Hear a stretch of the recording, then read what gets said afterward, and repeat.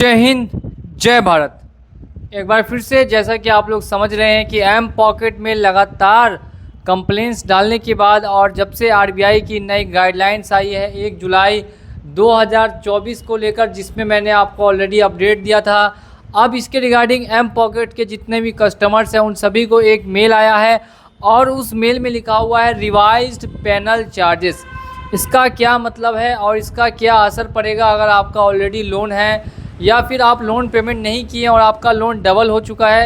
अब यहाँ पे नई गाइडलाइंस लगने के बाद एम पॉकेट का खेल पूरी तरीके से ख़त्म हो गया और एम पॉकेट का जो कमाने का मेन जरिया था वो भी अब बंद हो गया।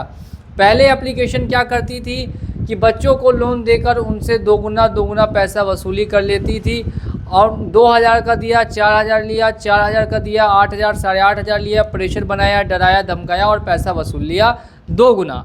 लेकिन अब से ये चीज़ें बंद होने वाली हैं और मैं ऐसा क्यों बता रहा हूँ, इसके लिए मेरे पास खुद एम पॉकेट से ये जो पेनल चार्जेस का एक मैसेज है वो आया हुआ है, जो मैं आपको यहाँ पर शो करूँगा। देख सकते हैं आप लोग, मेरे फ़ोन में ये मैसेज शो हो रहा है। हो सकता है कि आपको भी ये मैसेज रिसीव हुआ होगा या फिर बहुत जल्द रिसीव होगा।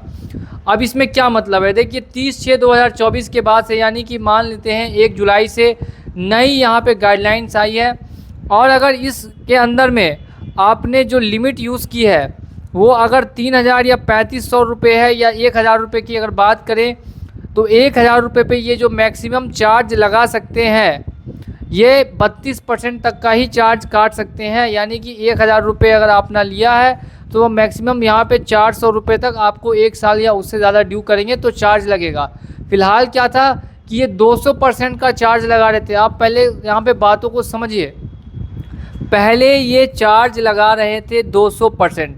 अगर 2000 का लोन है तो 1 साल बाद वो 6000 का होगा या 8000 का होगा। 200-300% का इंटरेस्ट रेट चार्ज कर रही थी एम पॉकेट, जिसके रिगार्डिंग काफ़ी ऑलरेडी मैंने वीडियोस बना रखी थी।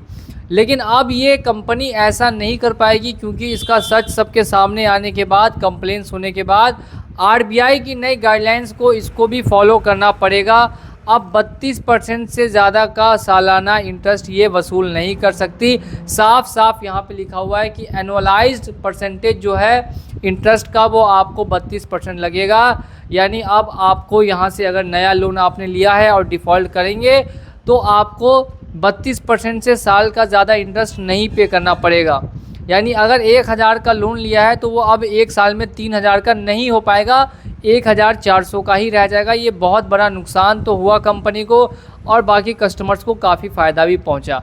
अब यहाँ पे बात करते हैं उनके बारे में जिनका पहले से ही एम पॉकेट से लोन है और वो पेमेंट नहीं कर पा रहे हैं। अब उनके मन में ये बड़ा सवाल होगा कि अब हम लोग क्या करें, हमारा लोन तो ऑलरेडी डबल हो चुका है और हमारे ऊपर तो ऑलरेडी पेनल्टी लग चुकी।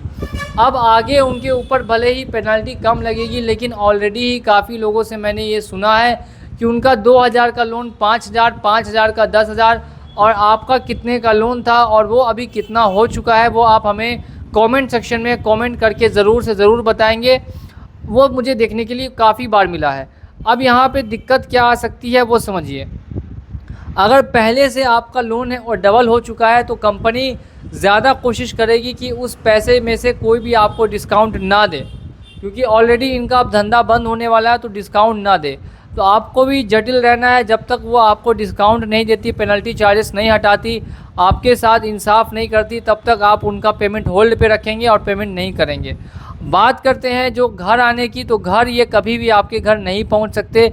बार बार जो धमकी देते हैं कि आपके घर हम पहुंचेंगे, आपके घर आएंगे, ऐसा करेंगे, वैसा करेंगे, तो ऐसी कोई भी कंडीशन आपके साथ नहीं बन सकती या ऐसा कोई भी एजेंट आपके घर या ऑफिस या आपके स्कूल या कॉलेज में प्रवेश नहीं कर सकता, यानी कि आ नहीं सकता। इसका मतलब साफ है कि जितने भी इनके मैसेजेस वगैरह आते हैं कि घर पे हम रिकवरी एजेंट सेंड कर रहे हैं या आपके खिलाफ़ लीगल नोटिस ले रहे हैं, उसको आपको 1% भी सीरियसली नहीं लेना होगा। इन सभी बातों का आप ध्यान रखिए।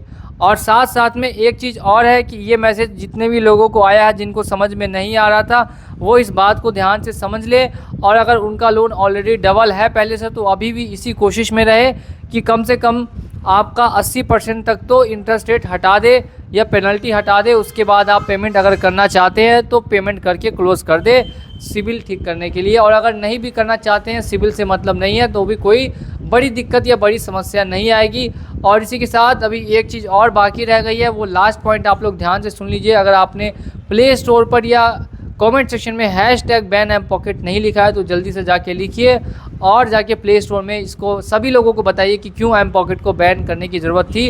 अब यहाँ से थोड़ी सी सुधार देखने के लिए मिल सकती है। अब आगे की जो भी अपडेट होगी वो जानने के लिए आप लोग बने रहिए हमारे साथ। चलिए चलता हूँ आज के इस वीडियो में और मिलूँगा आप लोगों से अगले